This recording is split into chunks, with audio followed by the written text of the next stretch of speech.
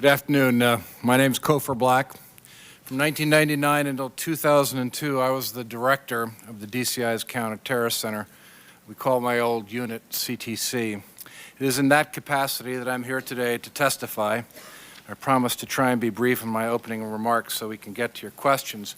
I'm here today to tell you and the American people what we did, what we tried to do, and where we fell short, in order to help this commission and the nation understand what happened and encourage the kind of discussion that will help us avoid a similar tragedy in the future.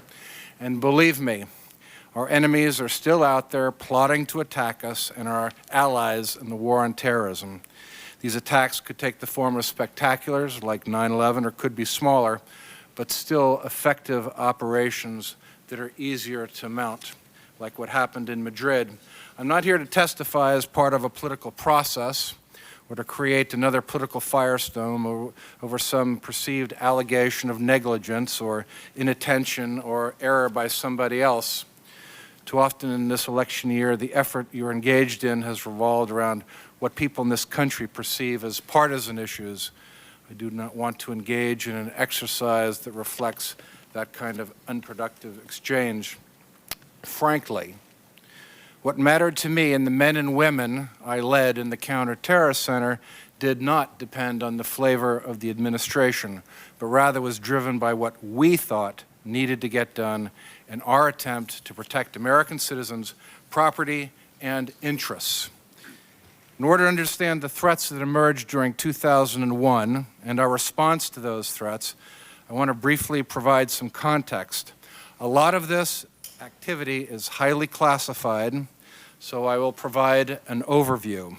I want to begin by describing our overall strategy. We've been systematically attempting to counter the terrorist threat since William Casey established CTC in 1986. Over the following 15 years, we saw the nature of that threat evolve. Our approach to dealing with the threat has also evolved. By the time that I arrived in the summer of 1999, CTC was ready to take the next step in its evolution to embark on a new, more offensive strategy to deal with the terrorist problem. Our plan had a number of elements. First, because terrorism is a global problem, we needed to build a global coalition to work with us to fight the threat. We set out to engage with every liaison service worldwide that was willing to work with us. In some cases, we needed to build up the capabilities of those services, and we did.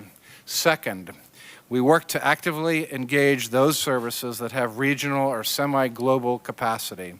Most importantly, we worked to develop our own operations to advance U.S. counterterrorism objectives by penetrating terrorist safe havens and collecting intelligence that would both inform policy and enable our own operations. Although this was our global strategy, the single issue that overwhelmingly occupied our attention was Osama bin Laden and al-Qaeda. The plan we developed to deal with al-Qaeda involved disrupting UBL operations. This depended heavily on developing sources of both human and technical intelligence that could give us insights into his plans at the tactical level.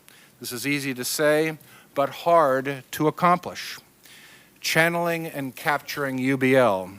This required us to know where UBL was, to develop capture teams, and find a way to have these two streams of activities intersect at a specific time, all from a distance. Psychological operations. Psychological operations are always hard to conduct and hard to measure, but we were trying to drive UBL to areas that might be easier for us to operate in at the same time that we are disrupting his operations. One of our goals was to convince the Taliban that Osama bin Laden was a liability. UBL's lieutenants. Al-Qaeda is not a one-person show. At the same time we were pursuing UBL, we're also working to develop intelligence on his chief lieutenants in order to conduct operations against them. Technical operations. In order to improve our intelligence collection, we were working with a variety of partners outside of CTC to develop innovative approaches to dealing with a denied area like Afghanistan. We continued to refine our approach throughout 2000 and into 2001, pushing forward with those initiatives that seemed to have promise.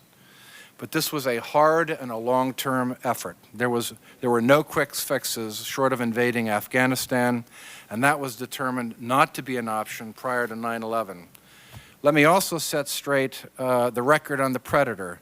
We were interested in a UAV program to improve our operations in Afghanistan as far back as 1999.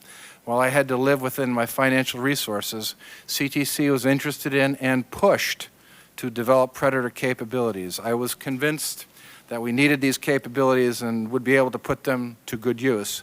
That said, wanting something does not translate into having it ready to deploy.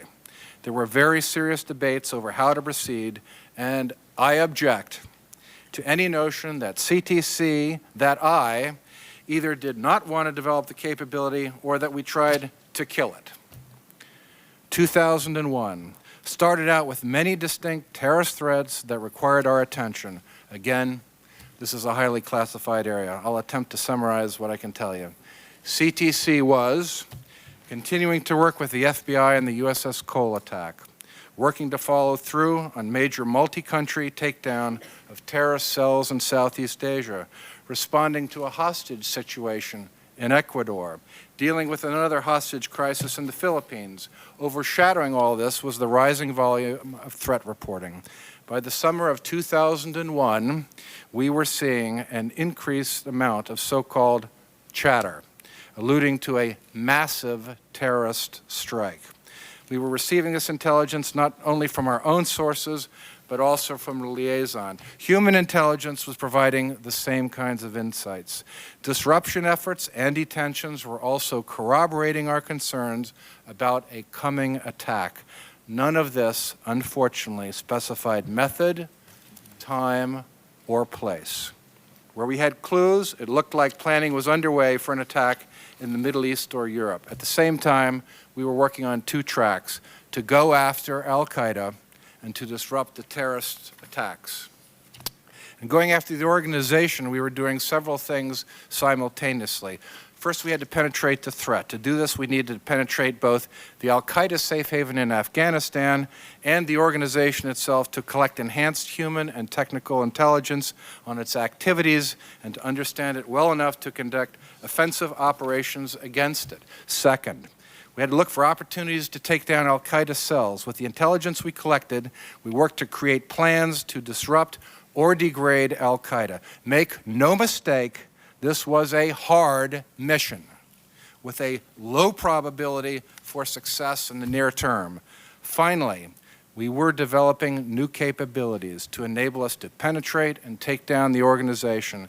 These range from Predator to developing new approaches for going after the Afghan safe haven by working with groups within the country and with any cooperative service in neighboring countries.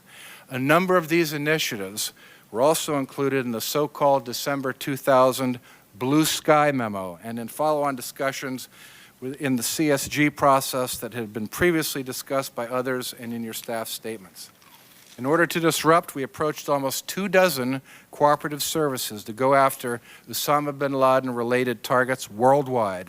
At best, we were hoping to delay any attack to buy ourselves more time, to find out what was planned. We were looking for every opportunity to go on the offensive against al-Qaeda. Where we did not have enough information, we warned. We produced CIA and community analysis that examined the heightened threat situation. Your staff statement this morning ran into titles of a number of these documents. More broadly, I also want to emphasize that CTC and the intelligence community produced significant strategic analysis that examined the growing threat from the international jihadist networks and al-Qaeda. I believe that the record shows that the U.S. government understood the nature of the threat. This understanding was the result of a range of products we produced or contributed to, including personal interaction via participation in the Counter-terrorism Security Group, periodic stand-back assessments on UBL and Sunni extremist-related topics, contributing to the annual patterns of global terrorism, and outside the executive branch, activities such as the DCI's worldwide threat briefings, support for the Bremer Commission on Terrorism, and briefings for the HIPC Terrorism Subcommittee. But ultimately, we were not able to stop what happened on 9/11, despite our actions and our warnings. I promise to be brief. So I'll close with a final thought. What I've been largely talking about is what the Counterterrorism Center can and has done, but ultimately what we at the agency do is deal with the symptoms of terrorism at a tactical level. As long as there are people who are not happy with their lot in life, as long as the United States is perceived to somehow be the cause of this unhappiness, there will be terrorism. No matter how many plots we uncover and disrupt, no matter how many terrorist organizations we degrade or destroy, another individual or group will rise to take their place. Mr. Chairman, we need to remind the American public of this reality. Those like the families who have lived through the horrors of 9/11 will never forget, but I fear sometimes that the rest of the country is losing sight of the long and hard way ahead.